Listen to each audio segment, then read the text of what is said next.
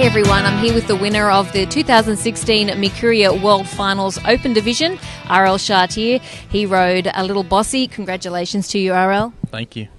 Now, you came in with about almost $5,000 lead, but it was fairly competitive throughout the year, wasn't it? Tell us about it. Yeah, we were pretty close the whole way through. Actually, when we went to Vegas, I was 30,000 behind, and that's kind of where I decided to make a run at the world title. We got closer as the year went on. I'd get within about 4,000 or 5,000, then I'd get back about 10,000, and then we'd gain a little more, then lose a little bit, and I think it was finally there in Batesville, one of the last 8 days there in Batesville, Mississippi, at Lee's place. We took over the lead. So what was it at that point when you were 30,000 behind that you thought, yeah, there's a bit to make up, but I really think I've got a shot at this? Well, yeah, I thought I had a shot at it, just for one, because I thought my horse was, he's a special horse, and I thought if I go enough and go to the right shows and stay steady, that I could make a run at it. So, what is it that's special about your horse? Oh, for one, he's stayed good for so long. I don't know if this is our maybe fourth year out of the aged events, and he's good now as he was the first day we tried the weekend stuff. He's just got a lot of spunk, a lot of grit, and he wants to do his job. That's probably the main deal. So then what was the plan with the 4 go-rounds of the finals?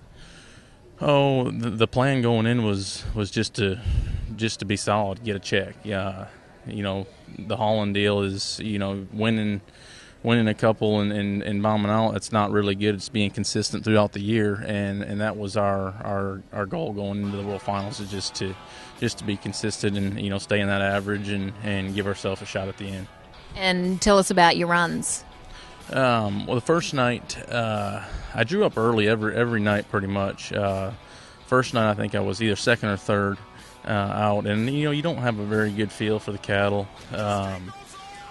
So I might have cut a few softer cows than I really wanted to, but it was just a nice solid run, marked a 22, and we ended up, I think it was split 6th.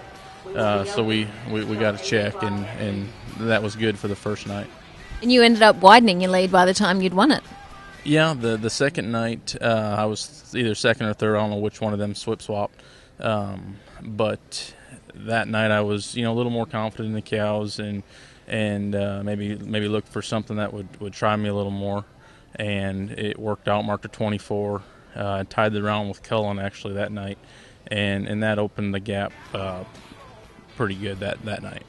Now, interestingly, you made history because you had 2 other members of your family also make the finals, your father, Randy, and your brother, Cullen. What did that mean to you? Well, it was awesome. It's never been done before. And to be there with them, it was pretty special. It was a pretty special deal. We were all 3 pretty competitive. And we don't like to lose, but we're going to help each other the same no matter what happens. But it was just a cool deal.